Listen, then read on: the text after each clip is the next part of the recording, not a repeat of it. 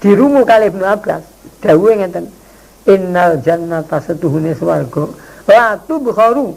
iku yektine disumeti dupa apa jannah saking kayu garu jadi mbuh wangine niku lajeng watu zayyanu lan dipaes-paesi apa jannah minal hauli sawit saking tahun ilal hauli jadi awit Ramadan pendak Ramadan setahun niku ditoto dipaesi dan niku wong ape duwe nganten gawe ada nganten wong rong dina pun apik nggih kari-kari setahun niki le maesi niku lho semonten menggah tata kramane Gusti Allah le ajeng mulyakno kawulane swarga sing kangge nyediani wong sing apik niku lho le nata le maesi setahun minal hauli ilal hauli le di sumeti dupa le dipaesi li duhuli sahri Ramadan krana manjinge wulan Ramadan bareng tutup dis tanggal 1 fa idza kana mongko tekawane teko apa awalul lailatin awale mengin min Ramadan dadi ngancik tanggal 1 jawab beda habbat mongko niyop apa rihon angin min tahtil arsi saking ngisore aras ngeniku kantore Gusti Allah kamar bulahe Gusti Allah ngaras ngene yukalu kang diucapno lah maring rih apa al musiratu apa angin musirah jadi angin kang istimewa nih sareng pun niyop lajeng fatas fiku atau fatu sofiku mongko natap apa rih waroko asjanil jannah ing gudunge pira-pira kayon-kayon swarga wahal kal masori lan dumpule pira-pira lawang dadi lawang swarga niki wonten dumpule lan niku dumpule ditatap kalih angin godhong-godhong nggih diterak angin sareng natap niku fayusma mongko den rungu lidzalika krana mengkono-mengkono tasbiku apa sing yusma'u toninon utawa tininon apa swara kang brengeng lam yasma kang ora tau ngrungu sapa asamiuna wong kang padha ngrungu kabeh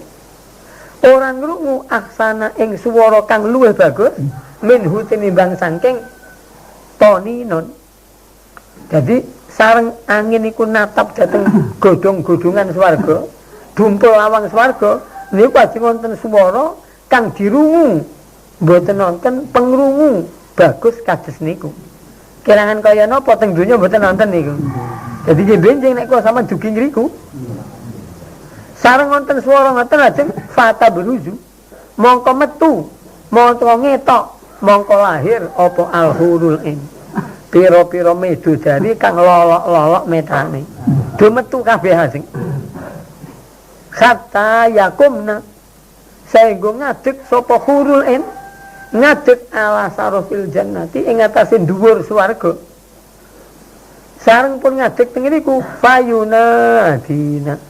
mongko padha undang-undang sapa hurul in kabeh cara jawane le undang-undang ngaten hal min khatibin ila Allah taala fayuzawwijuhu Allah subhanahu wa ta'ala minna niku unine hal min khatibin ana ta utawi wong kang nontoni wong kang nglamar ilallah taala maring Gusti Allah taala jadi wara-wara sing niku le wara-wara ngaten sapa lho sing nglamar maring Gusti Allah lho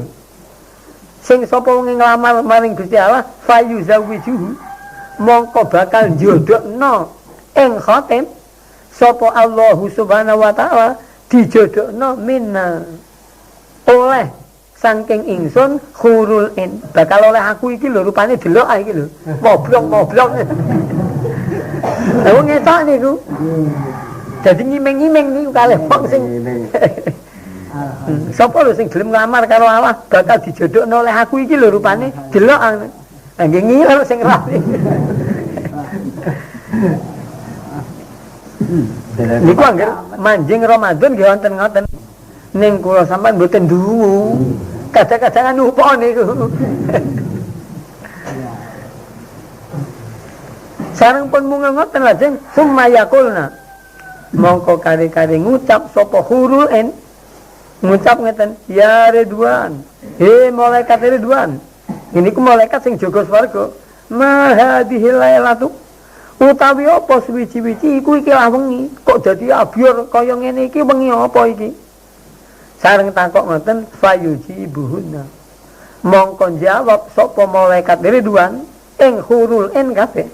len jawab bil talbiyati kelawan lapan labbaika labbaik bil talbiyati kelawan talbiyah jadi labbaik fayaqulu mongko ngucap sapa Ridwan ya khairatun khisan